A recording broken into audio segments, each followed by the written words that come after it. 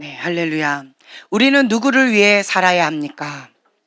예, 예수 그리스도. 백문일답 예수 그리스도이십니다. 자, 로마서 14장 8절 우리가 한 목소리로 봉독하겠습니다. 우리가 살아도 주를 위하여 살고 죽어도 주를 위하여 죽나니 그러므로 사나 죽으나 우리가 주의 것이로다. 아멘. 우리가 누구인지 정체성을 분명히 알고, 그리고 우리가 사는 목적, 우리가 죽는 목적, 누구를 위해서 나가느냐, 이 방향성 분명히 알게 되어진다면 우리가 주님의 평강 가운데 나아갈 수가 있습니다. 근데 이게 흔들려 버리면 내가 지금 뭐 하고 있나, 갑자기 이 진로에서 벗어나는 거예요. 예, 그래 버리면 방황하기 시작합니다. 내가 어디로부터 와서 어디로 가는가, 갑자기 우울해지고 꿀꿀해지고 삶에 낙이 없어져요. 그러면 정말 쉽지 않은 인생 가운데 내가 왜 사나, 내가 뭐 하고 있나, 자기 연민의 늪에 빠지게 되어집니다. 우리는 하나님께서 태초에 우리를 너무 사랑하셔서 하나님께서 가장 아름다운 것으로만 지어주시고 그렇게 주셨어요. 아멘. 네. 그래서 하나님 안에서 참된 행복을 누리도록 하나님부터 오는 그 공급을 받아야지만 생명력 있게 참된 행복, 참된 사랑을 맛보아 누릴 수 있도록 주님께서 그렇게 창조하셨습니다. 근데 그곳에서 벗어나게 되어지면 그때부터 불행입니다. 하나님을 바라보는 이 초점을 놓치는 그 순간 슬픔이 시작되어집니다. 좌절과 낭만과 여러 가지 우겨싸움 가운데 힘겨움이 시작되어진다라고 하는 거예요. 그래서 왜 갑자기 내 마음이 이렇게 꿀꿀하지? 뭘 놓쳤다? 시선을 놓친 거예요. 주님만을 바라봐야 되는데 내 시선이 하나님만 바라봐라. 예, 주님만 바라봐야 돼요. 그런데 그 주님을 바라보지 않을 때 갑자기 내 마음 가운데 여러 가지가 있다라고 하는 거지요. 그러면 첫 번째로 우리가 해야 될 것은 무엇일까요? 회개입니다. 아, 주님, 내가 이렇게 화가 나는 이유는요, 내가 이렇게 슬픈 이유는요, 내가 지금 현재 이렇게 마음이 어려운 이유는요 하고 아주 여러 가지 조목조목 할 얘기가 많겠지요. 하지만 이것은 무엇이다? 변명거리다. 하나님이 원하시는 것은 변명일까요? 아니면 하나님 앞에 제가 잘못했습니다 라고 자기의 죄를 인정하고 회개하는 것일까요? 네. 그렇기 때문에 우리는 아담의 죄, 아담이 갔던 그 길을 똑같이 갈 필요가 없습니다. 네. 그 자리에서 바로 하나님 앞에 회개했다면 다른 시나리오가 펼쳐지지 않았을까라고 저는 제가 그냥 추측합니다. 네. 하나님께서는 회개하는 자에게 반드시 기회를 주시고 긍휼을 베풀어 주십니다. 하나님의 형상으로 만드신 우리 가장 최고의 것으로 주시고 싶어 하세요. 지금도. 네. 그래서 우리는 하나님과 초점을 맞추고요. 그리고 하나님과 연결되어져야 돼요. 하나님과 연결되어져서 그곳으로부터 생명력을 얻어야 돼. 에너지 충전. 네. 생명력을 얻습니다. 주님으로부터 소망을 얻습니다. 주님으로부터 참된 평강을 누립니다. 네. 주님이 주시는 사랑, 주님이 주시는 행복, 그때 참된 만족을 누릴 수가 있습니다. 근데 하나님께 초점을 고정하지 않고 하나님부터 오는 이 참된 행복을 누리지 않고요, 다른 곳에서 행복을 찾거나 다른 곳에서 사랑을 찾으면 그것이 무엇이다? 불륜이다. 잘못된 사랑이다. 그것이 정욕이다 라고 하는 거예요. 그래서 우리 인간은 하나님께서 이 창조하셨던 그대로 우리가 사용해야 돼요. 그때 참된 행복이 있습니다. 우리는 누구를 위해 살아야 합니까? 백문일답이에요. 예수 그리스도입니다. 내가 왜 사는가? 아, 허무하다. 왜 허무할까요? 나 자신을 바라보니까 초점을 놓쳤으니까 허무한 거예요. 나 자신을 위해서 살려고 하다 보니까 정말 이것도 힘들고 저것도 힘들고 내 맘대로 인생이 되던가요? 아니에요. 어릴 때는요, 그냥 응애하면 다 이루어지는 것 같아요. 응애하면 다 뭐가 이렇게 주어집니다. 그리고 응앙하면 그냥 엄마가 해주고 아빠가 해주고. 근데 그 어린아이는 뭐라 그래요? 그 싫대요. 내가 하고 싶대요. 그래서 이 어린아이들은 우리가 나이가 들었는지 어린아이인지 바로 알 수가 있습니다. 빨리 나이를 먹고 싶대요.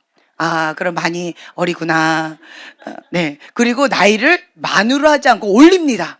네, 그러면 어리구나. 벌써 이제 여러분들 살짝 꺾어지면 만으로 벌써 만으로 20대를 좀 더 누릴 거야. 만으로 10대를 좀 더 누릴 거야. 이거를 좀 하고 있으면 아, 내가 지금 현재 꺾어지고 있구나. 근데 이 어린아이들은 빨리 크고 싶대요. 빨리. 왜요? 어른이 되면 내 맘대로 모든 게 다 만사 형통할 거라고 착각을 합니다. 근데 여러분 나이가 들어보니까 어떠신가요? 예, 더 힘듭니다. 더 힘들어요. 다시 어릴 때로 돌아가고 싶죠. 철부지 그냥 막 내 맘대로 살았던 그 어릴 때로 돌아가고 싶은데 어린아이들은 그것도 모르고 지금이 가장 좋을 때 나가더라. 얼마나 부러워요, 요 때가. 그렇죠? 예, 가장 행복할 때가 저 때인데 세상에 뭐가 근심 걱정이 있겠어요. 항상 저 아이들은 강아지하고 많이 비슷한 것 같아요. 먹을 거 주면 행복하고 먹을 거 뺏어버리면 울고 그렇죠? 좀 많이 비슷한 것 같아요. 근데 우리가 하나님을 위해서 살아간다라고 하는 이거를 알면 참된 행복이 있고요. 그리고 또 한 가지 하나님께서 우리에게 주신 또 사명이 있어요. 그 사명을 가지고 이 땅 가운데 파송하셨어요. 그런즉 너희는 먼저 그의 나라와 그의 의를 구하라. 그리하면 이 모든 것을 너희에게 더하시리라. 주님께서 이렇게 말씀하셨어요. 그래서 우리는 내가 원하는 그것 하기보다 먼저 뭘부터 해야 돼요? 하나님의 뜻, 하나님의 나라, 하나님이 원하시는 그 뜻을 이루어 드리는 게 먼저 선행되어져야 돼요. 그 다음에 내가 원하는 것 이룰 때 하나님께서 내가 원하는 그것을 마음껏 할 수 있도록 다 들어주신대요. 주님이 내 안에, 내가 주님 안에 거할 때 너희가 원하는 것은 무엇이든지 구하라. 얼마나 행복해요. 너 요것만 구해라, 저것만 구해라 그러지 않으셨어요. 내가 주님 안에, 주님이 내 안에 그것만 충족이 되어진다라고 한다면 누구의 다스림을 받는 거예요? 예. 성령님의 다스림을 받기 때문에 하나님의 그 뜻과 내가 하나 되어져 가는 그런 과정 가운데 있기 때문에 먼저 그의 나라를 이루어 드리고 그리고 그 주님의 뜻과 내 뜻이 하나 되어져서 정말 하나님 마음에 합한 그 소원을 아뢰드려지는 그러한 참된 기쁨의 삶에 살아가게 되어진다라고 하는 거지요. 이것을 다른 말로요. 성령 충만한 크리스찬의 삶입니다. 성령님의 인도하심을 받는 그러한 하나님의 사람들의 삶이에요. 근데 여러분들 지금 현 주소를 보세요. 이건 우리가 표대잖아요. 방향성입니다. 근데 현 주소는 내가 원하기만 하면 하나님이 안 들어주셔. 내가 뭐 이렇게 좀 하자 그러면 하나님 자꾸 막아버리죠. 왜 하나님은 왜 저러실까? 왜 그러실까? 뭐 여러 가지 의문이 참 많이 있죠. 왜 그러실까? 우리는요, 인간은 이 죄성이 있기 때문에 죄가 뭘까요? 관역을 빗나가는 것. 말씀드렸죠? 죄란 관역을 빗나가는 것이다. 제가 좀 더 이게 풀어서 말씀드린다면 마땅히 살아가야 할 삶에서 동떨어진 삶을 살아가는 거예요. 자, 좀 더 풀어서 말씀드린다라고 한다면 죄는 인간이 하나님의 의도와는 다른 삶을 살고 있다.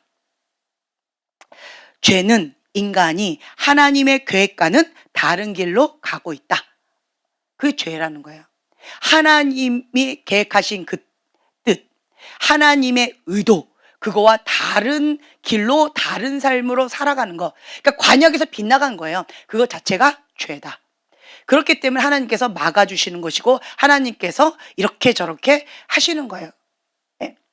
근데 우리의 인간은 뭐라고 얘기해요? 하나님이 왜 그러셨어요? 하나님이 왜 그러세요? 라고 원망하고 불평하는 것이 인간의 죄성이다라고 하는 거예요. 하지만 내가 하나님을 바라보고 있다라고 한다면 그 뜻 가운데 하나님의 선하신 뜻을 깨닫게 해주세요. 예. 왜 그러셨을까? 왜 그러셨을까? 보세요. 하나님은요, 먼저 그의 나라와 그의 의를 구하라. 다른 말로 하나님 주권 사상, 하나님 우선주의 사상이에요. 예, 하나님 것을 먼저 해야 돼요. 그게 1순위예요. 하나님은 질투의 하나님이세요. 우상을 두지 말라고 하셔서 첫째가 하나님이에요. 무조건 첫째가 하나님이에요. 첫째는 하나님, 그 다음에 너가 원하는 어떤 것. 이러면 하나님께서 그냥 넘어가 주셔요. 그런데 만약 이 우선순위가 싹 바뀌어버리죠. 그러면 질투의 하나님, 불같은 질투로 정말 타들어가는 것 같은 고통을, 정말 뼈아픈 고통을 경험하게 되어집니다. 그때 사람은 뭐라고 반응하나요? 하나님, 왜 그러세요? 내가 이만큼 했으면 됐지. 왜 그러세요? 라고 하나님을 향해서 원망하고 하나님에서 대적하는 그런 반응이 인간적인 본능의 반응이에요. 하지만 하나님의 그 선하심을 믿고 신뢰하는 자는 바로 어떤 모드로 간다? 가인의 분노로 반응하는 것이 아니라 회개 모드로 나간다는 거예요. 회개 모드로 엎드려요. 주님, 하나님의 그 뜻과 나의 뜻이 무엇이 다른 것입니까? 하나님, 나는 이거를 원했는데 근데 하나님의 뜻은 어디에 있습니까? 하나님, 나에게 무엇을 말씀하시고자 하십니까? 나에게 깨닫게 하시고 싶어 하시는 메시지가 무엇입니까? 납작 엎드려 주님의 음성을 잠잠히 듣고자 하는 거예요. 참 눈물이 많이 납니다. 그러면 하나님께서 지금 연단의 과정 가운데에서 불순물들을 제거하시고 그리고 우선순위 분명하게 어떠한 인생의 폭풍이 온다 할지라도 이게 뒤바뀌지 않도록 단단하게 견고하게 믿음의 반석 위에 그렇게 세워질 수 있도록 하나님께서 다지시고 있는 주님의 사랑의 손길을 경험하게 되어집니다. 네. 근데 그것이 말처럼 행복할까요? 참 아픕니다. 참 아파요. 네. 어떤 분이 이렇게 질문하셨어요. 사랑, 하나님께서 사랑을 알게 해주신다라고 하는데 사랑이 뭘까요? 제가 그때 말씀을 드렸죠. 제가 주한이 경환이를 낳고 그 다음에 이제 정말 애들이 한 10살, 12살 딱 커버리니까 와, 이제 애들을 좀 떼놓고 우리 부부끼리만 신혼의 기분을 내면서 살 수가 있겠는 거예요, 인제서야. 그래가지고 할렐루야 너무 행복합니다 이랬더니 뭐 신혼부부냐고 이렇게 막 질문이 아니에요. 우리 집에 지금 애가 다 큰 애들이 이렇게 둘이 있어요. 근데 우리는 신혼 기분 내고 있는 거예요. 막 이러면서 정말 그때 신혼 기분을 내고 있었어요. 근데 갑자기 내 태를 놓고 태를 축복합니다 라고 하시면서 주님께서 주셨던 메시지가 무엇이냐, 사랑을 가르쳐주고 싶으시대요. 너에게 사랑을 알려주고 싶다. 그래서 저는 순간적으로 사랑? 하나님은 사랑이시지요. 하나님 사랑 나 몰라요. 그렇기 때문에 하나님 사랑 많이 받고 싶어요. 하나님 사랑으로 나를 채워주세요. 이렇게 행복했습니다. 그래서 이태를 통하여서 하나님께서 사랑을 알려주고 싶으시대. 하나님은 사랑이시다. 그래서 너에게 사랑을 가르쳐주고 싶다. 그래서 저는 이제 행복했지요. 사랑을 배우겠구나. 근데 갑자기 뭐가 싹 스쳐 지나가요. 그러면서 아픈 만큼 성숙한다고 그랬는데 사랑은 아픔과 친구라고 했는데 고통과 친구라고 그랬는데 설마 막 이러면서 설마 하나님은 나에게 뭘 도대체 하고 싶어 하시는 거야 라고 했는데 내 안에 그러니까 용서하지 못하는 그 마음, 아빠와 엄마에 대한 용서하지 못하는 마음과 우리 집안 가운데 미움의 그 저주가 내 안에 있다라고 하는 것을 깨닫게 해주시더라고요. 그러면서 주님께서 주셨던 메시지가 무엇이냐, 하나님은 사랑이시다. 하나님은 사랑이셔서 내 안에 오셔야 되는데 내 안에 그 미움과 용서하지 못하는 그 마음이 이게 아직도 해결되지 않아서 가득 있다라는 거, 분노가 가득 있다라는 거예요. 그렇기 때문에 이 부분을 제거하시고 하나님의 사랑으로 충만케 하는 그런 과정으로 나를 이끌어주고 싶으시다. 축복입니다. 사랑으로의 초청이었어요. 근데 그 과정이 꽃밭길일까요? 가시덤불길일까요? 네, 순간 그것이 딱 깨닫게 되어지면서 딱 떠올랐던 게 아빠였어요. 아빠. 그러면서 그때부터 이제 저에게 연단이 시작되어졌는데 아빠에 대한 상처, 아빠에 대한 아픔, 그때부터 계속 건드려지면서 그 부분을 치유하기 시작하셨어요. 참 많이 고통스러웠어요. 나 그냥 내버려 둬도 난 잘 살겠는데 왜 굳이 이제 와서 이걸 건드시고 굳이 이제 와서 나를 아프게 하십니까? 난 싫어야 하고 도망가고 싶었지만 주님의 뜻이라면 주의 계집종이오니 주의 뜻대로 이루어지이다 라는 마음으로 나 자신을 번제단 위에다 올려놨어요. 그러니까 나를 죽인 거예요. 죽는 마음으로 나를 올려드렸어요. 그리고 주님의 뜻대로 하세요라고 그냥 올려드렸지요. 그리고 나서 정말 쉽지 않은 그러한 과정을 통하여서 하나님은 사랑이시다. 그 부분을 하나님께서 계속 가르쳐 주셨어요. 하나님은 사랑이십니다라는 고백이 뭐와 함께 나올까요? 정말 피눈물과 함께 많이 나왔어요. 근데 이 눈물이 내 안에 있는 이 암덩어리 같은 이 미움, 증오, 용서하지 못했던 그 여러 가지 영적인 쓰레기 있죠. 예. 그런 것들이 같이 녹아져서 많이 나오더라고요. 그러면서 하나님의 사랑을 받아들이기 시작하면서 진리의 사랑, 십자가의 사랑을 붙잡아야지만 감당할 수가 있겠더라고요. 예. 그 사랑, 십자가, 그 위에 내가 죽었네. 그 고백밖에 없더라고요. 나는 없다. 지연이는 없다. 예수님만 사신다. 하나님의 뜻대로 이루어지이다. 나는 없다. 나는 없다. 정말 이를 악물고 버텼던 것 같아요. 참 쉽지 않은 시간이었어요. 그런 시간을 통과하고 나니까 지금 거의 끝물에 이제 가고 있는데, 그러고 나니까 이제는 웃으면서 하나님은 사랑이십니다. 사랑을 배우세요. 사랑 안에 참된 진리가 있습니다. 이렇게 이제는 웃으면서 얘기할 수 있을 것 같아요. 네, 그때 당시는 정말 입 밖에 말이 나오지 않았던 것 같아요. 하나님께서는 내 안에 있는 이것을 영적 수술을 원하셔요. 근데 그게 참 아파요. 느낌이 어떤 느낌이냐. 그러니까 꼭 마취하지 않고 그냥 수술하는 것 같은 그런 고통? 근데 그 기간이 그 1시간, 2시간이 아니고 지금 몇 년이에요 도대체? 그 몇 년 동안 그렇게 하시는 것 같은 그런 느낌. 그런 과정을 통하여서 내가 버텨야 되는 거야. 롱 서퍼링. 이 롱 서퍼링이 뭔지 정말 이렇게 이를 부득부득부득 갈면서 이렇게 버텨야 되는 거예요. 예. 주님의 온전하신 그 뜻이 내 안에 이루어질 때까지. 그걸 버티는 거예요. 그러니까 내 안에 있는 미움 가져가시고 하나님의 사랑으로 이게 바꾸는 작업이에요. 영적인 대수술이지요. 그렇게 되어지니까 이제는 어떤 부분에 있어서 좀 자유함을 누리게 되어져요. 그리고 어떤 부분에 있어서 불필요한 긴장감이나 불필요한 영적 전쟁이나 불필요하게 내가 오버반응하는 그런 부분 가운데서 좀 더 자유함을 누리게 되어져 가는 그런 시간을 갖게 되어져요. 자, 그런 시간 가운데 내가 붙잡았던 것은 무엇이냐? 그러니까 회개였어요. 회개. 아파요. 힘겨워요. 하지만 내가 붙잡는 것은 회개밖에 없는 거예요. 회개.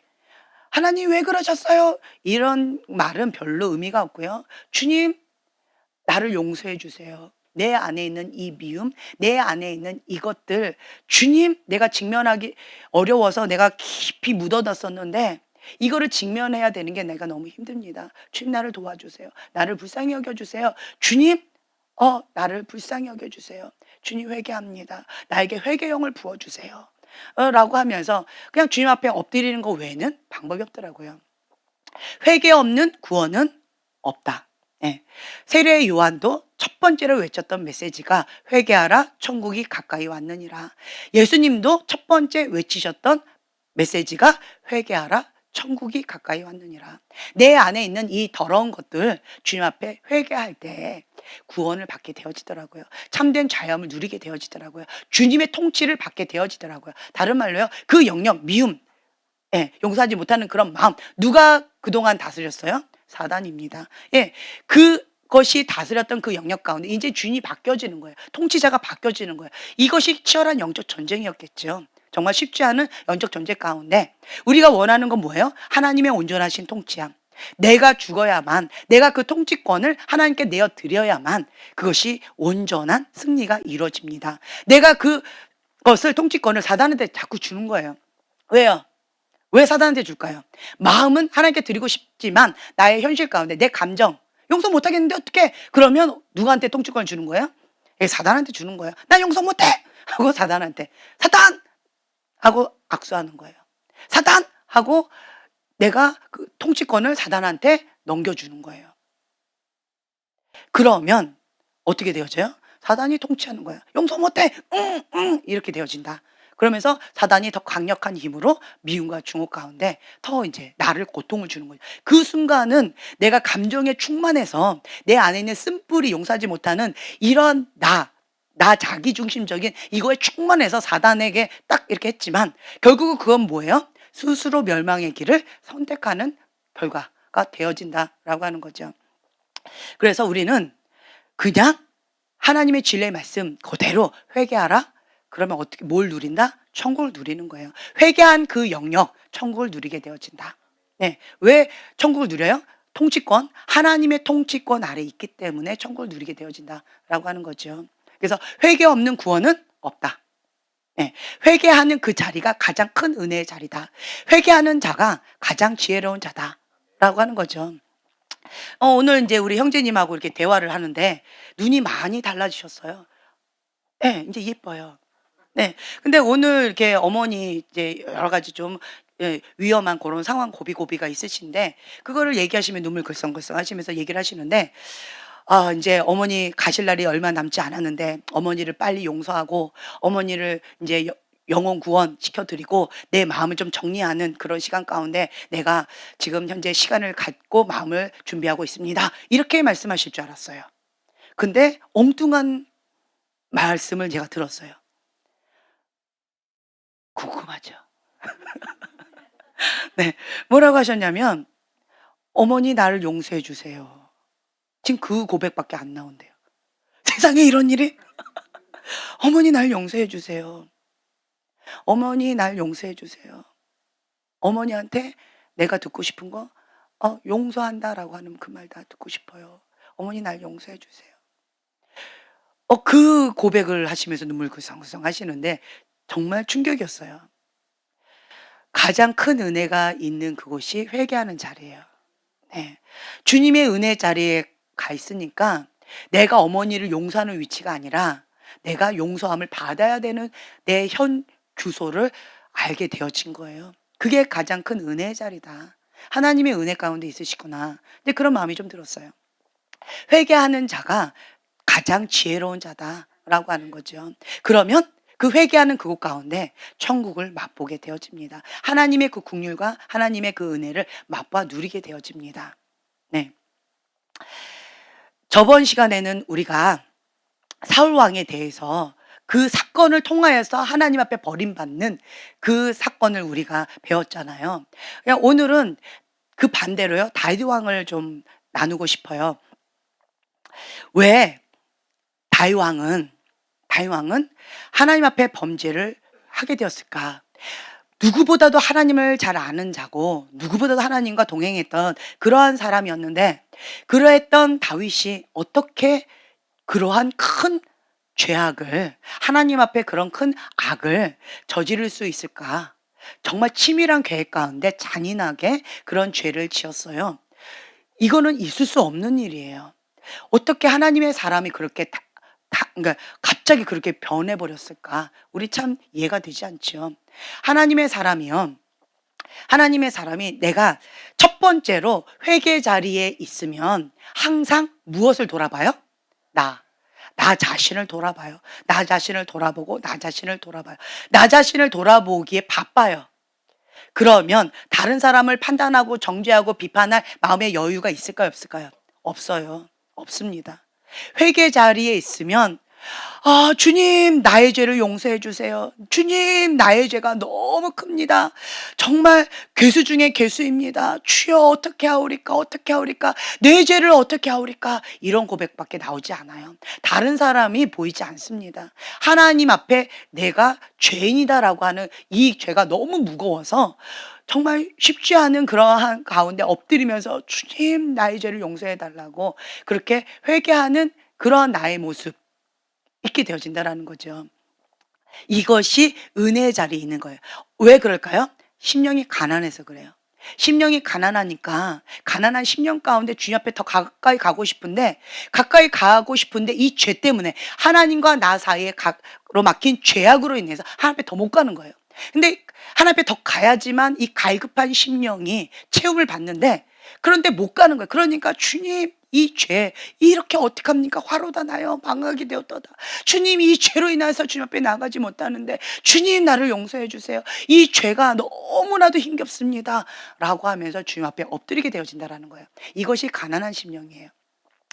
이러한 자는 은혜 가운데 있다라고 말할 수가 있겠죠. 네. 그러면서 하나님 앞에 나아가는 자, 하나님과 동행하는 삶을 살아가는 자는 성령께 민감해요. 하나님의 기뻐하신 그 뜻 가운데 나가게 되어지고 하나님께서 가증히 여기는 것, 하나님께서 슬퍼하시는 것은 보지도 않습니다. 네.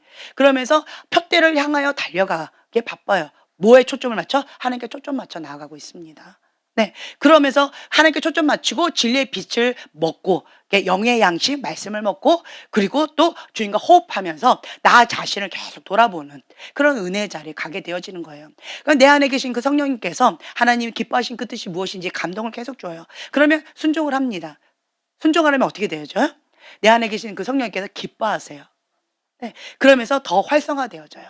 그러면 성령님께서 더 많이 관여해 주세요. 그러면 또 순종합니다. 더 민감해져요. 볼 수 있는 눈, 들을 수 있는 귀, 더 분명해진다라고 하는 거죠. 그러니까 주님과 나 사이가 계속 친밀함의 관계로 나가게 되어져요. 그래서 겉으로 드러난 육적인 죄를 끊는 작업뿐만 아니라 세상 친구 이때까지 내가 함께했던 그 친구들 이제 영이 달라지니까 그냥 저절로 멀어지게 되어지고 하나님 뜻 가운데 나아가고자 하는 그 사람들이 기뻐져요. 그 사람들과 뭔가 영이 통해요. 제가 계속 말씀드리죠. 영은 현실이다. 영은 솔직하다.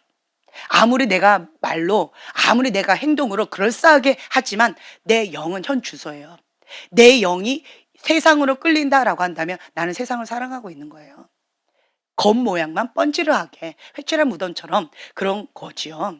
그런데 내가 세상을 등지고 내 영이 하나님이 기뻐하신 사람과 계속 뭔가 가까이 하고 주님 말씀 가운데 회개하는 그 자리에 가면서 주님의 그리스도 안에서 풍성한 대화를 나누기를 더 좋아하고 이렇게 되어지면서 주님이 기뻐하신 그 뜻 가운데 같이 나아간다라고 한다면 그러면 내 영이 주님께서 기뻐하신 그 뜻 가운데 가는 거죠.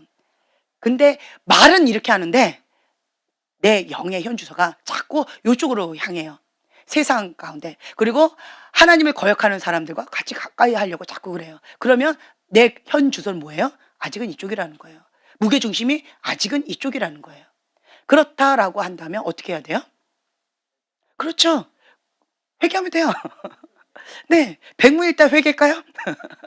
예. 백무일단 예수 그리스도. 그리고 우리는 회개 모드로 나가면 되는 거예요. 그러니까 이게 깨닫는 기회예요. 아, 내가 지금 하나님 앞에 나가고자 마음은 온이로되 나의 현주소는 이쪽이구나.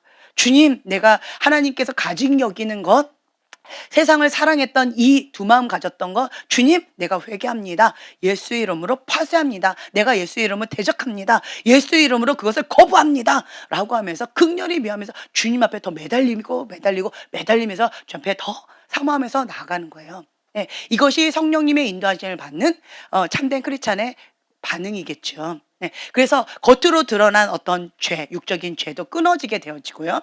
그리고 이제는 이 마음, 속사람 가운데 두 마음을 품었던 거, 혹은 눈으로 범죄했던 거, 생각으로 범죄했던 거, 입술로 범죄했던 거, 마음으로 범죄했던 것, 그런 것들까지도 주님 앞에 회개하면서 정결케 되어져 가는 그런 모습이 있는 거지요.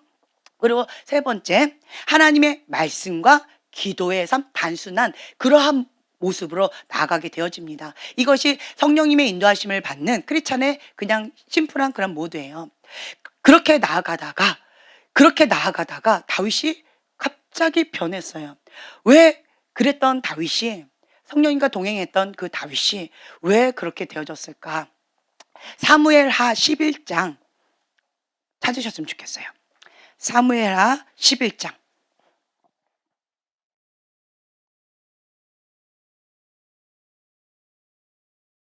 자, 찾으셨으면 10장 18절부터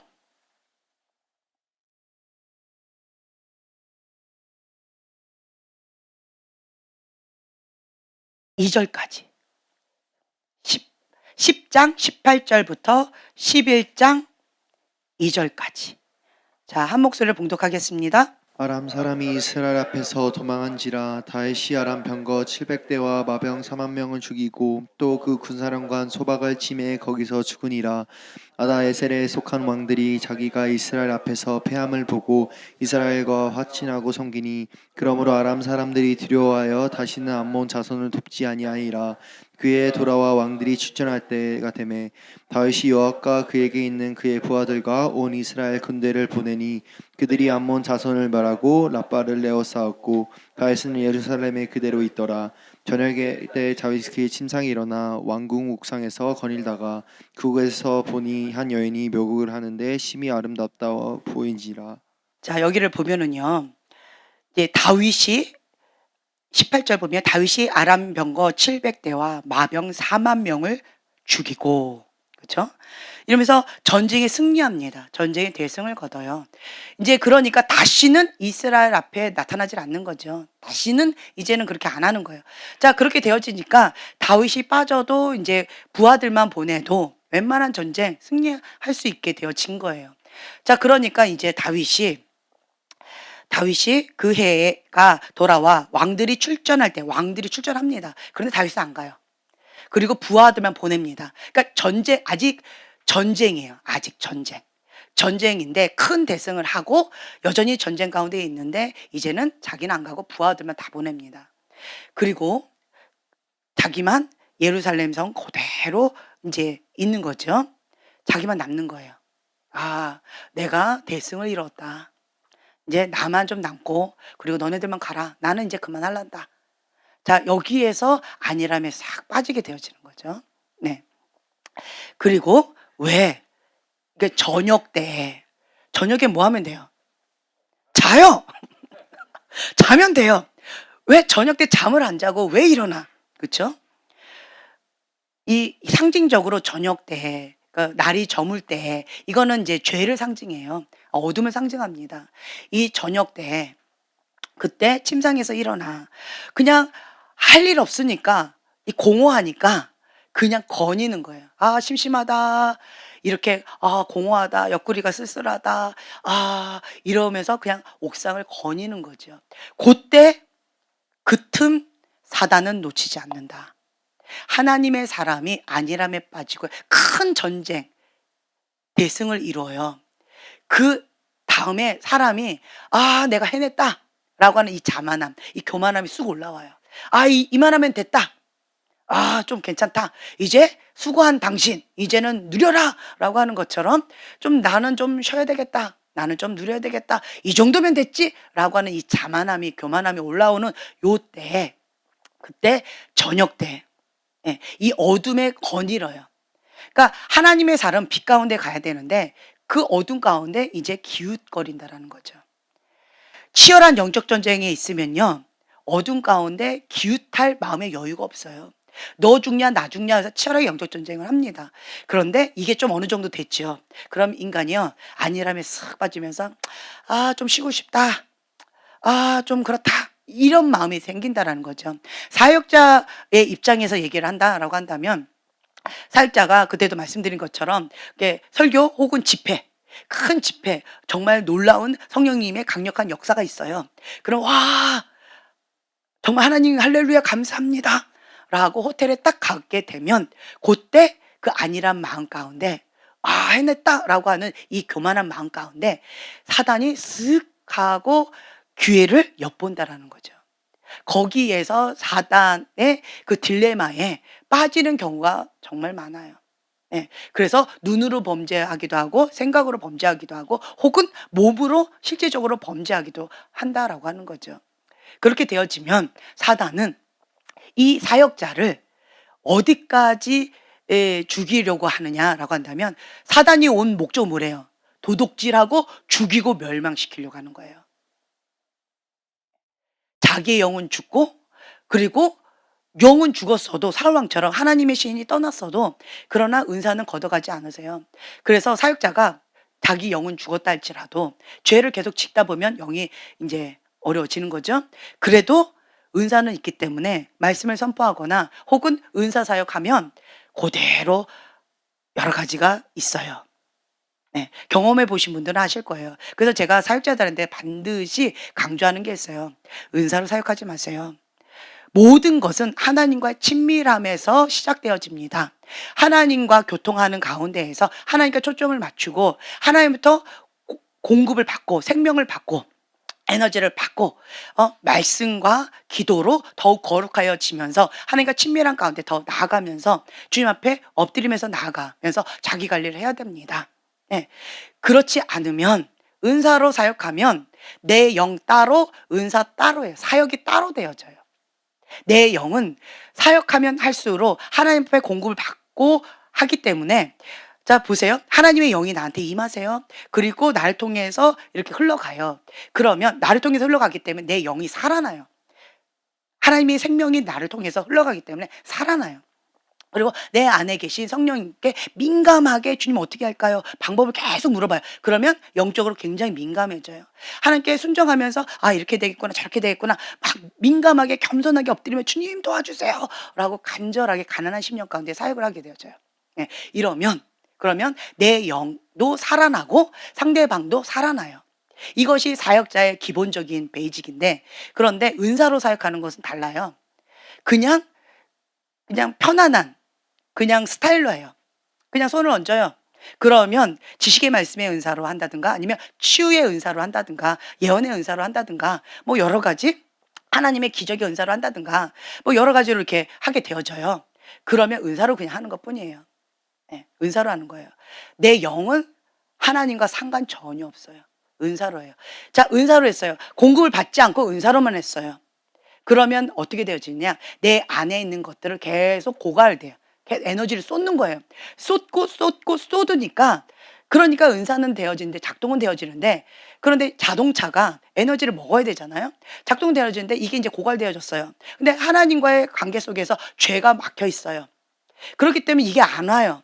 그러면 나는 뭔가 해야 되는데 에너지가 고갈되니까 이 사역자가 어떻게 되는지 아세요?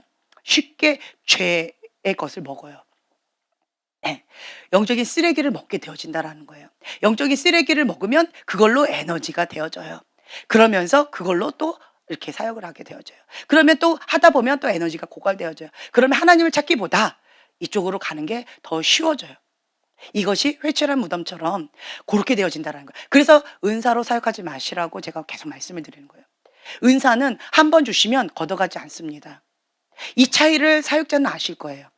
은사로 사역하는 거하고 하나님과 연결돼서 사역하는 거하고 많이 달라요. 네. 어떻게 사역자가 아느냐? 은사로 사역하면 내 영은 상관이 없어요. 은사로 사역하면 아 했다. 아 신난다. 그러니까 그 교만한 마음 가운데 뭔가 해냈다라고 하는 자기 만족이 뭔가 있어요. 그러니까 아 이만큼 나 잘했으니까 아라고 좀 쉬고 싶어라고 하는데 뭐가 훅 지나가 죄가 확 지나가요. 그럼 거기 그냥 끌려가게 되어져요. 왜요? 힘이 없으니까 그렇게 되어져요. 사단이 사역자를 단번에 죽이는 방법이 뭔지 아세요? 음란이에요. 하나님은 거룩한 영이세요. 거룩한 영이시기 때문에 하나님의 그 거룩한 영을 받아서 사역을 해야 되는데 그런데 음란의 영으로 사역을 해요. 네, 그러면 하나님과 어떻게 되어질까요? 멀어져요. 어려워져요. 그래서 사단은요 단번에 죽이고 멸망시키는 그것을 사역자에게 계속 하려고 해요. 그래서 여러분들은 하나님이 거룩하시니 나도 거룩하게, 하나님은 사랑이시니 나도 사랑. 예, 그래서 하나님께서 주시는 것만 내가 취하겠습니다로 결단하지 않으면 이것은 정말 쉽지 않아요. 찬양팀들도 이거 경험 많이 해보실 거예요. 예. 그러니까 하나님의 일을 한다라고 하시는 분들은 다 이거 많이 느끼실 거예요. 피부로 와닿으실 거예요. 정말 피 흘리기까지 이 사단의 유혹, 사단과의 영적 전쟁, 사단이 주는 이 주염 열매, 이거 정말 피 흘리기까지 싸우지 않으면 나는 죽고 다른 사람을 살리는 가룟 유다와 같이 사역할 수밖에 없는 자기의 현실 가운데 정말 쉽지 않은 그러한 현주소를 맛보게 되어진다는 거죠. 그런데 우리는 롱런해야 돼요. 그렇죠? 롱런해야 되기 때문에 먼저 사역 안 해도 좋다라는 거죠. 그래서 저는 계속 그러니까 우리 평신도 사역자라고 말씀드려요. 평신도 사역자분들한테 반드시 강조하는 게 있어요. 훈련을 하는 거 좋아요. 그런데 기도하지 않으면 훈련 저기 오지 마시라고 그래요. 그 시간에 기도하시라고 먼저. 예, 기도하시고 내가 준비가 되면 그때 오시라고. 근데 준비가 안 됐으면 오지 마시라고. 예. 근데 이렇게 말씀을 드려요. 그리고 기도하지 않고 자기 관리가 되어 있지 않으면 그러면 사역하는 것은 뭐다? 자살행위다라고 말씀을 드려요. 기도하지 않고 말씀을 선포하는 거, 기도하지 않고 사역하는 것은 그것은 자살행위입니다. 그 뭐예요? 은사로 하는 거예요. 은사로. 그게 은사로 하는 거예요. 내가 말씀과 기도로 거룩하여지면서 하나님과 친밀한 관계로 나가지 않으면서 하나님의 일을 한다라고 하는 것은 자살행위예요. 그거는 은사로 하는 거고 하나님과 상관없어요. 그래서 불법을 행한 자여 내가 너를 모른다라고 말씀을 하시는 그 말씀을 들을 수도 있다라고 하는 거죠. 왜 그럴까요? 마태복음 7장에 나와 있는 내가 예수님의 이름으로 이런 권능도 했고 예수님의 이름으로 선지자 노릇했고 예수님의 이름으로 귀신도 내쫓았습니다. 그런데 나를 모른다고요? 왜 모른다 하실까요? 예수님의 이름 그 자체에 권세가 있습니다. 그래서 예수님의 이름을 선포하니까 능력은 나갔지만 너하고 상관없다. 하나님과 교통돼서 하나 되어져서 사역을 하는 것이 아니고 은사로 사역한 거예요. 그러면 하나님하고 상관없다. 불법을 행한 거다라고 말씀하실 수도 있다라고 하는 거죠. 사람은 속일 수 있지만 하나님은 속일 수 없다. 그래서 여러분들은 내가 하나님 앞에 여호와를 경외하는 자로 마음의 중심을 보시는 그 주님 앞에 살아가야 된다라고 하는 거예요. 그래서 여러분들이 하나님 앞에 내가 계속 자기 자신을 살펴보면서 주님 앞에 나아가야 돼요. 근데 이 다윗은 이제 저녁 때 그 어둠 가운데 거닐어요. 만약에 하나님의 사람이다라고 한다면 어둠 가운데 거닐지 않습니다. 빛 가운데, 주님의 빛 가운데 그렇게 나가는데 벌써 이 어두운 저녁 때에 일어났다, 저녁 때에 거닐었다라고 하는 것은 벌써 마음이 이쪽으로 가는 거예요. 그 첫째 죄의 대문이 뭐다? 교만이다. 예. 내가 큰 전쟁을 승리했다. 그러니까 내가 나가지 않아도 너네들만 나가도 이제 돼. 라고 하는 이 자만함, 이 교만함, 그리고 안일함에 빠진 이 틈 가운데 사단은 그 기회를 놓치지 않는다. 벌써 어둠 가운데 많이 기울어져 있어요. 그러니까 저녁에 이렇게 거닐죠. 사단이 딱 덫을 놓습니다. 근데 다윗의 고백이 뭐냐라고 한다면요. 심히 아름다워 보이는지라. 보암직하고 탐스럽고 먹음직하다. 이렇게 보인다는 거예요. 벌써 마음이 넘어갔기 때문에 사단이 주는 주염 열매가 선악과가 그렇게 보여져요. 하나님과 교통하게 되어지면요. 선악과가요. 저거는 죄야. 라고 하는 죄의 상징이에요. 근데 이미 마음이 딱 넘어가지요. 눈을 빼앗기지요. 사단에게 귀를 빼앗기지요. 그러면 이제는 선악과가 보암직하고 심히 아름다워 보이는지라. 이렇게 되어져요. 그러면 이제 다 뺏겼기 때문에 행동으로 가는 것은 시간 문제다. 네. 그리고 정말 치밀한 죄를 짓습니다. 자, 거기 11장 27절 아랫부분에 다윗이 행한 그 일이 여호와 보기에 악하였더라. 네. 여호와 보기에 악하였더라라고 말씀을 하세요. 그때 이제는 다윗은 하나님과 나 사이에 죄가 가로막혔기 때문에 하나님의 음성을 들을 수 있을까요, 없을까요? 네, 없습니다. 이제 못 듣는 거예요. 첫 번째 하나님께서 나에게 주신 게 양심이에요.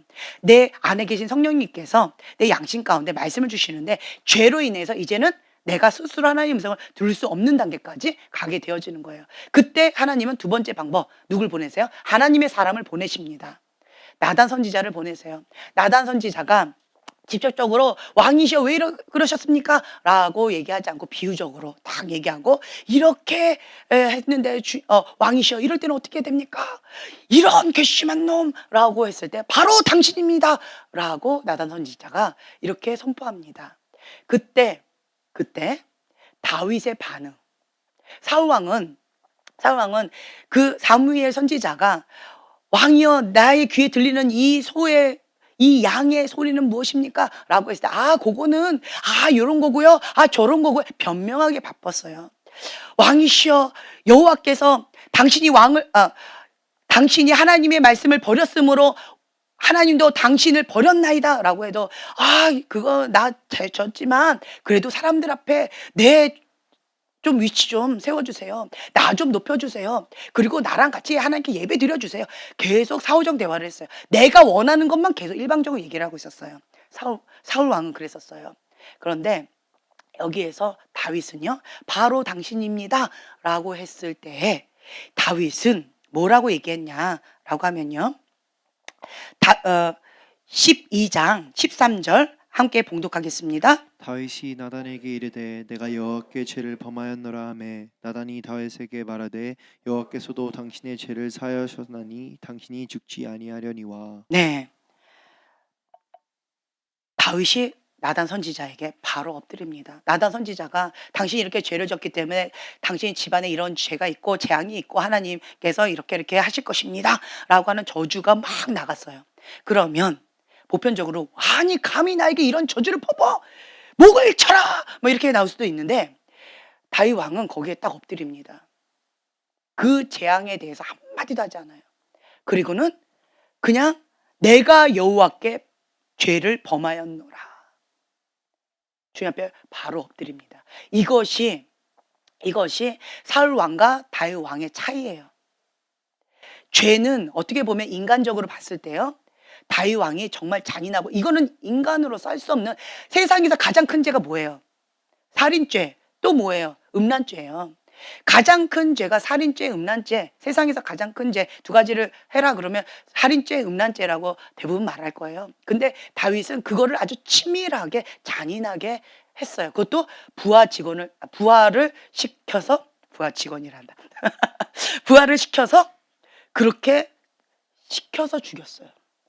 자기가 직접 하지도 않고 아주 교묘하게 아주 사악한 죄를 지었어요.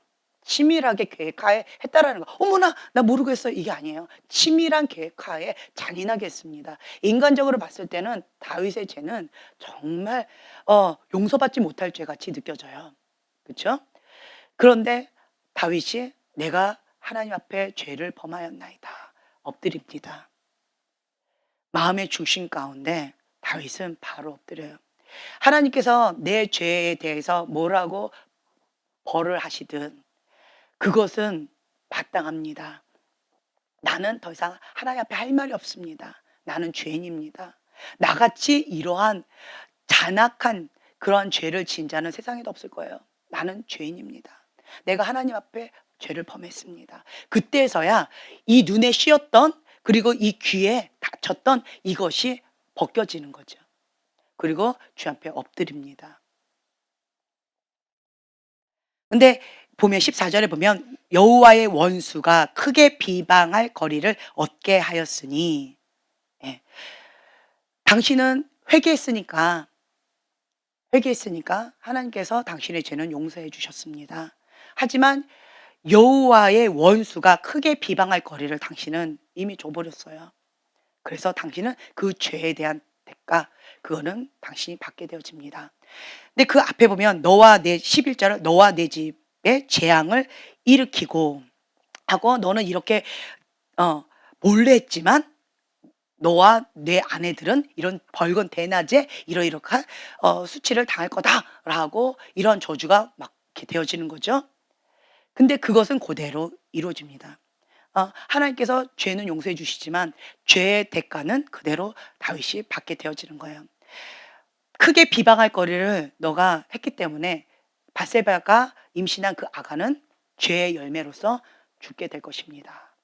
그때 다윗은 그것을 그냥 받아들여요. 하지만 다윗이 금식합니다. 예, 금식하면서 주님 내 아이 좀 살려주세요. 나를 불쌍히 여기사 주님 내 아이 좀 살려주세요 라고 금식을 합니다. 그런데 그 아이가 어떻게 되어졌어요? 말씀 그대로 죽습니다. 그러니까 신하들이 수군수군대요. 이 큰일 났다. 왕이 지금 금식하고 한 모금도 먹지도 않고 저러고 있는데 아이가 죽었다라는 얘기를 들으면 그러면 이제 왕 큰일 났다. 이거 말도 못하겠고 어떡하냐. 수군수군 되는 거죠. 그때 다윗이 했던 반응. 자, 여러분 같으면 어떨 것 같아요? 내가 이렇게 금식까지 했고 내가 이렇게까지 회개했는데 하나님 어떻게 내 아이를 죽입니까? 아무리 그래도 하나님 이럴 수가 있습니까? 라고 뭐가 이를 부득부득 떨면서 하나님 앞에 대적할 수 있는 그런 반응이 있을 수 있잖아요. 그런데 다윗은 그렇게 하지 않습니다. 그냥 하나님 말씀이 선포되어지면 그냥 아멘 하고 받아들여요. 그것을 우리가 성경 본문에서 어떻게 알 수가 있느냐? 수근수근 돼요. 그러니까 왕이 눈치를 챕니다. 아이가 죽었느냐? 두려워서 말을 못하는 거죠. 네. 그러자 왕이 어떻게 해요? 옷을 깨끗하게 갈아입고 음식을 차려라! 라고 해서 먹는 거예요. 그랬더니 신하들이 아니 왕이시여 아이 살려달라고 그렇게 금식하더니 아이가 죽었다니까 왜 이렇게 맛있게 뽀샤시하게 하고 먹습니까? 이해가 안 됩니다. 아이가 살았을 때는 혹시나 하나님께서 나를 불쌍히 여겨셔서 아이를 살려주실까? 혹시나 그럴까라고 해서 나는 주님 앞에 엎드렸지만 그렇지만 아이의 생명을 걷어가셨으니 내가 더 이상 할 수 있는 게 뭐냐? 하나님의 뜻은 이미 이루어졌는데 난 더 이상 할 수 있는 게 없다. 하나님의 뜻을 받아들인 거 외에는 나는 할 게 아무것도 없다. 하나님은 선하시다. 그러니까 나는 하나님의 그 뜻을 그냥 아멘 하고 받아들이고, 그리고 지금 현재 이 상황 가운데서 그냥 인조이 한다라는 거죠. 다윗은 이랬다라는 거죠. 아이를 데려가시다니, 슬프다 슬프다. 자기 연민에 빠지고 과거의 늪 가운데 못 태어난 게 아니에요. 너무 사랑했고 음식을 끊을 정도로 정말 간절히 최선을 다했지만 하나님의 그 뜻 가운데 어떻게 한 거예요? 아멘. 네, 순종하고 받아들이는 거예요. 그래서 다윗에게 하나님 마음에 합한 자다라고 말씀하시는 것 같아요. 내가 원하는 소원은 또 한 가지가 있었어요. 내가 나의 한 가지 소원, 한 가지 청하겠습니다. 하나님의 아름다운 성전에서 주님과 함께 살아가는 것, 사랑하는 주님 바라보면서 그렇게 살고 싶습니다. 나의 한 가지 소원, 주님의 아름다운 성전을 내가 건축하고 싶습니다. 라고 했는데 주님께서 또 뭐라고 하셔요? 너는 전쟁을 너무 많이 했어요. 피를 너무 많이 흘렸기 때문에 거룩한 성전을 너를 통해서 할 수 없다. 자, 이때 다윗이 뭐라고 또 얘기할 수 있어요? 주님! 나처럼 마음이 아파다며요.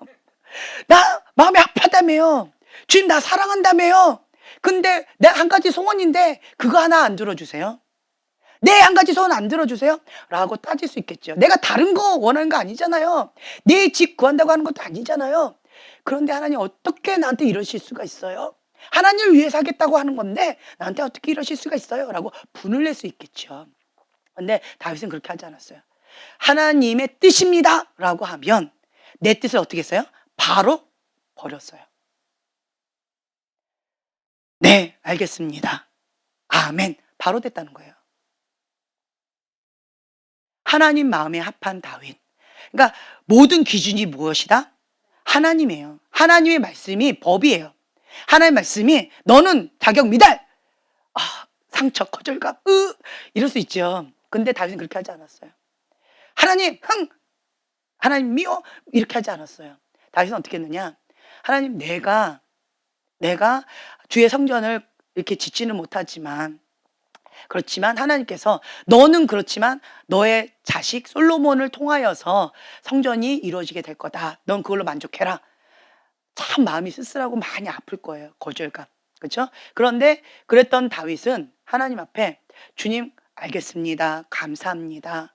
그래도 내 자녀를 통해서 하나님의 아름다운 성전이 건축된다 하니 주님 감사합니다. 라고 하면서 다윗은 뭐 했어요? 그래서 건축 준비를 한 거예요. 자기의 남은 인생을 하나님의 아름다운 성전을 건축할 수 있도록 준비 작업을 한 거예요. 내가 원하는 거는 건축을 딱 해가지고 우와 보고 싶었던 거예요. 그런데 하나님 그걸 허락하지 않으셨어요. 그러면 내가 할 수 있는 건 뭘까? 이 남은 인생 하나님을 위해서 내가 할 수 있는 건 뭘까? 주님, 그렇다면 주님의 그 아름다운 성전 나도 좀 여기에 끼고 싶은데 그 성전의 그 재료들 내가 좀 이렇게 다 모아서 그렇게 하고 싶습니다. 라고 하는 마음으로 그냥 정말 이렇게 꼭 그 여인 같아요. 개에게는 자녀의 떡을 주지 않는다. 라고 했을 때 주님, 개도 부스러기는 먹습니다. 꼭 그런 느낌인 것 같아요.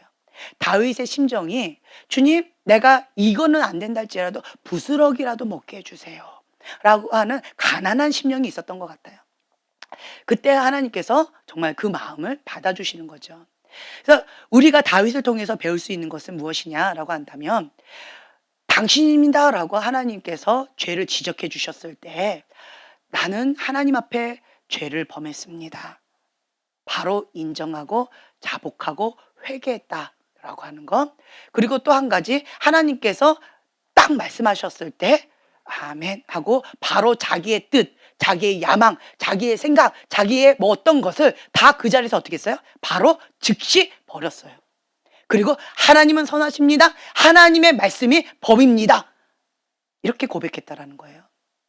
그러한 다윗, 하나님 마음에 합한 자다. 하나님께서는 하나님 앞에 다윗처럼 이러한 자가 어디 있느냐라고 말씀하시지만 하지만 공의 하나님, 다윗을 참 많이 사랑하셨을 것 같아요.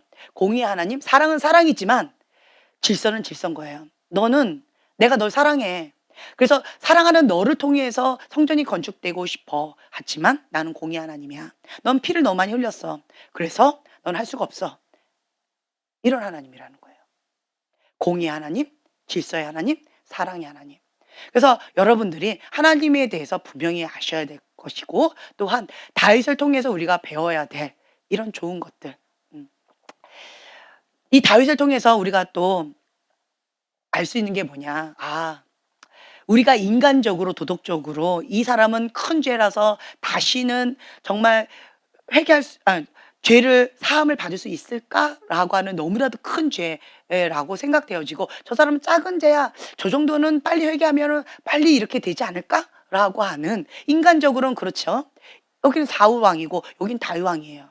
그런데 아무리 인간적으로 봤을 때 작은 죄처럼 보인다 할지라도 끝까지 자기 죄를 회개하지 않는다면, 그 교만한 마음 버리지 않는다라고 한다면 여호와의 시 떠나서 악신 들린 사울 왕처럼 되어질 수도 있다라고 하는 것이고요. 내 죄가 너무 커가지고 어떻게 이 죄의 무게를 내가 감당을 못하겠는 거죠. 어떻게 해야 될지를 모르겠는 거예요. 여러분들한테 다시 말씀드린다라고 한다면, 객관적으로 죄가 큰 사람이 은혜를 많이 받았느냐, 그거 아니더라고요. 내가 느끼기에 작은 죄든 큰 죄든, 객관적으로 작은 죄든 큰 죄든 내가 느끼기에 하나님 앞에 큰 죄라고 느끼는 그 자가 큰 은혜를 받더라고요.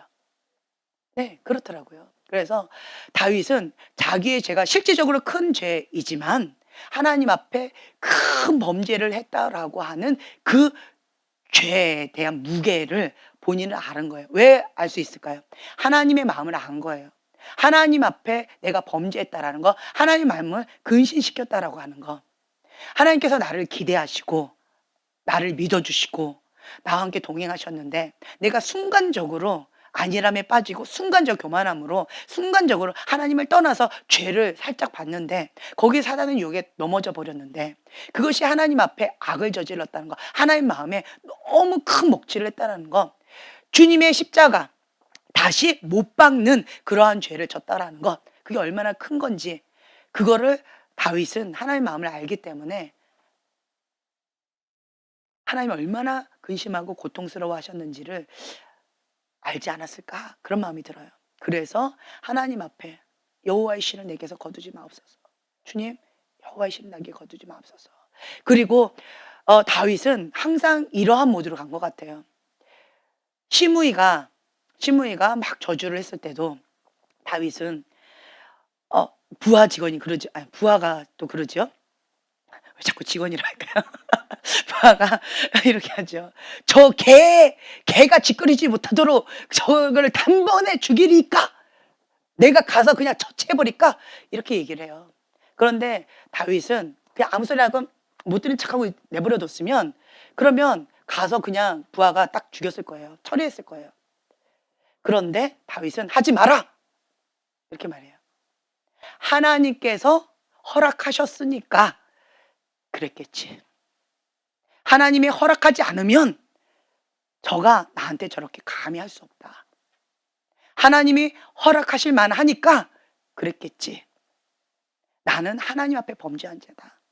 하나님께서 이미 나한테 말씀하셨다. 너는 몰래 죄를 지었지만 너는 백주 대낮에 이런 수치를 당할 것이고, 이 칼이 너의 집안에 떠나지 않을 것이고, 너 안에 이런 것이 있을 것이다. 이미 다 말씀하셨다.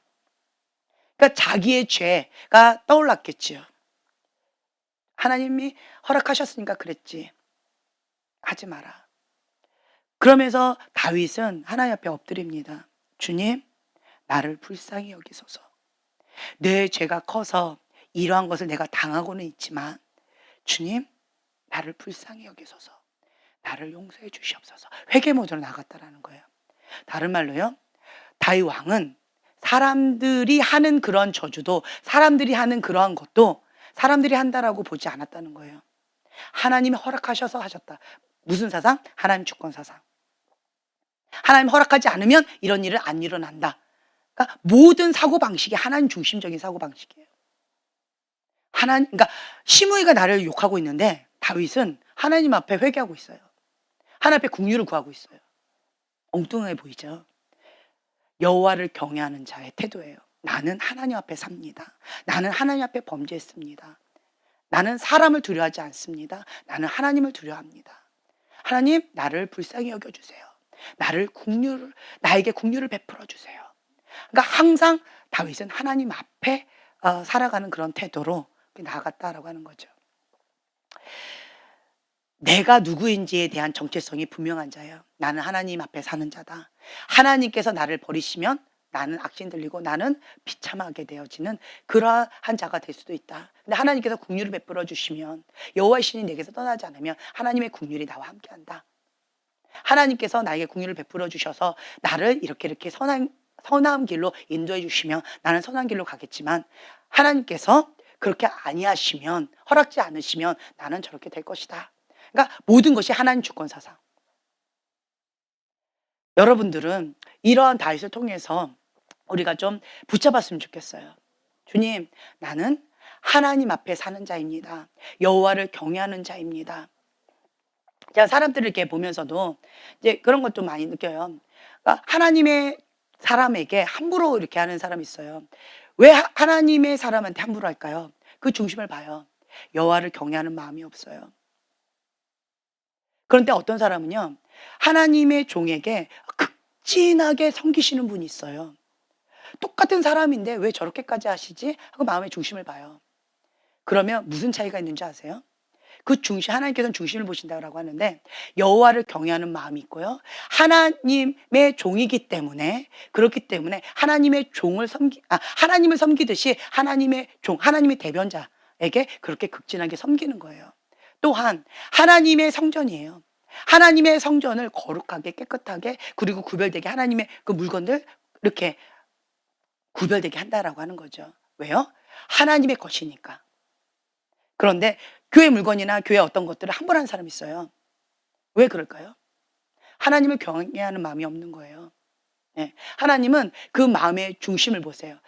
그냥 겉으로 드러난 어떤 행동 그 하나를 보고 얘기하지 않으세요. 하나님은 항상 마음의 중심을 보세요. 그 동기를 보세요. 그리고 하나님 마음에 합한 다윗과 같은 정직하게 나아갔다. 다윗의 길로 가지 않고 다른 길로 갔다. 여로보암의 길로 갔다. 하나님 그렇게 말씀하세요. 그 기준이 뭐냐? 여호와를 경외했느냐? 여호와를 경외하지 않았느냐? 왜 그 죄를 지었을까요?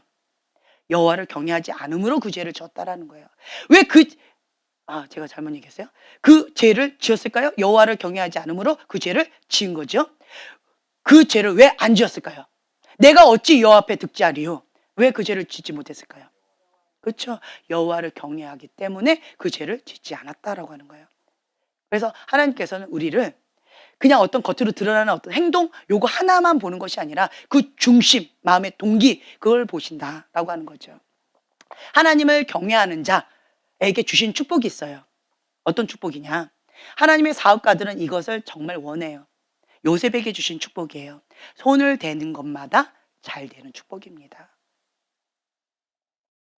어떤 분들은 저에게 이렇게 얘기해요. 이 사업을 할까요? 저 사업을 할까요? 이렇게 물어보세요. 그런데 또 어떤 분들은 여호와를 경외하는 마음이 있으면요, 이거를 하든 저거를 하든 손을 대는 것마다 잘 되는 축복이 있어요. 그래서 저는 하나님의 사업가가 부르심이다 라고 하는 분들에게는 어떻게 보면은 손을 대는 것마다 잘 되면 얼마나 좋아요. 그렇죠? 요걸 해야 되나 저걸 해야 되나 막 찍어야 되는데 힘들잖아요. 그렇죠? 근데 나와 함께 하시는 하나님, 여호와를 경외하는 자에게 주시는 이 축복권, 손을 대는 것마다 잘 되는 거예요. 하나님이 함께 하시는 거예요. 그렇기 때문에 그 요셉에게 주신 그 여호와를 경외하는 자에게 주신 그 특권, 그거를 취하는 자가 정말 지혜로운 자가 아닐까라는 마음이 있어요. 그래서 그러니까 사업가들에게는 하나님께서 이거를 주기를 원하시더라고요. 네. 첫 번째로 무엇을 둬야 된다? 우선순위 하나님. 네. 하나님 주권 사상, 하나님 우선주의. 네. 여호와 앞에 사는 삶. 이러한 자에게 주시는 은총이라는 거죠. 우리가 다윗을 통해서 배울 수 있는 것은, 와, 저런 죄를 지어도 회개하면 되네? 또 이렇게 엉뚱하게 적용하는 사람이 있어요. 아닙니다. 그러면 안 돼요. 죄는 용서만 받았지만 그 집안에 다윗 얼마나 비참해요. 그 말년에 노년에 얼마나 비참해. 자식에게 막 얼마나 그 비참하게 살아요. 그 칼이 떠나지 않고 음란죄가 떠나지 않고 자식들끼리 서로 죽이고 싸우고 하는 것들을 아비로서 봐야 되는 거예요. 그게 다 누구 때문이에요? 나 때문인 거예요. 백성들이 나 때문에 그 연병에 다 죽어가요. 전염병에. 누구 때문에? 나 때문에. 그거를 다 보는 거예요. 미련하고 악한 왕을 둬서 백성들이 저렇게 멸망하는구나. 미련하고 악한 그런 아비를 둬서 그 집안이 이러한 저주를 받는구나. 얼마나 마음에 한 맺힌 아픔이 있을까요? 그래서 다윗은요, 다시는 죄를 짓지 않아요. 다시는 죄를 짓지 않습니다. 하나님 앞에 정말 두렵고 떨리는 마음으로 한 번 죄를 경험해서 그 죄한 대가 정말 피눈물 나는 그러한 아픔을 경험하고 나서는요, 다시는 죄를 짓지 않고 마지막 노년까지 하나님 앞에 그 중심, 하나님 마음에 합한 자로서 그 마지막을 참 아름답게 보냅니다. 참 귀하죠. 네. 그래서 여러분들은 오늘 이걸 붙잡고 좀 기도하는 시간을 좀 가졌으면 좋겠어요. 주님, 회개 없는 구원은 없습니다. 회개하라, 천국이 가까이 왔느니라. 나는 날마다 회개하는 자로서 주님 앞에 천국을 맛보아 누리는 가난한 심령. 심령이 가난한 자는 복이 있나니 천국이 저희 것이며. 지금 저에게 그 가난한 심령 가운데 상하고 통해하는 심령을 주님 앞에 예배를 드렸던 그런 다윗의 마음을 나에게 부어주시옵소서. 그리고 항상 깨어서 겸손하게 주님 앞에 엎드려서 하나님 앞에 사는 그 하나님 마음에 합한 자 다윗처럼 그렇게 나가게 해 주시옵소서. 그리고 항상 내가 회개 모드로 나가서 나 자신을 계속 돌아보는 거죠. 주님 앞에 내가 흠이 있는지, 점이 있는지, 하나님께서 원치 않는 그 길 가운데 가고 있는지, 하나님의 뜻과 하나님의 길과 벗어났는지 아니면 합한 그 길로 나가고 있는지 항상 나 자신을 돌아보면서 하나님께 초점 맞춰 나아가는 그러한 하나님께 축복받는 그러한 자가 되고 싶습니다. 여호와를 경외하는 자에게 정말 주님께서 이러한 축복을 주신다라고 하셨는데 주님 저도 이것을 사모합니다. 손을 대는 것마다 잘 되는 축복이 있다라고 하셨는데 주님 여호와를 경외하는 자 그 축복을 나에게도 주시옵소서. 네.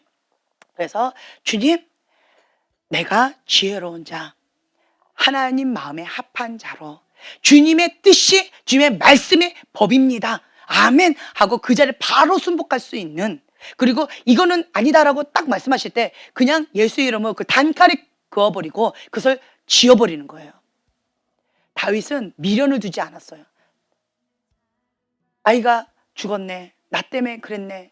이렇게 그거에 미련 두지 않았어요. 그냥 끝나고 그냥 지금 현재부터 하나님과 함께 행복한 삶을 누리는 그런 삶을 살았어요. 그것처럼 하나님 안에서 참된 행복을 누리는 달과 같은 그것을 우리에게도 가르쳐 주셔서 감사합니다. 이제는 우리가 다윗처럼 하나님 마음에 합한 자의 그 길로 나아가는 것이 숙제로 남았습니다. 좀 나에게 하나님의 영, 정직한 영을 부어 주시옵소서. 여호와를 경외하는 영을 우리에게 부어 주시옵소서. 회개의 영을 부어 주시옵소서. 주님 하나님이 거룩하신 것처럼 나에게 그 거룩한 영으로 충만케 하여 주시옵시고 하나님은 사랑이십니다. 그 하나님의 사랑으로 나를 채워 주시옵소서. 차고 넘치게 하여 주시옵소서.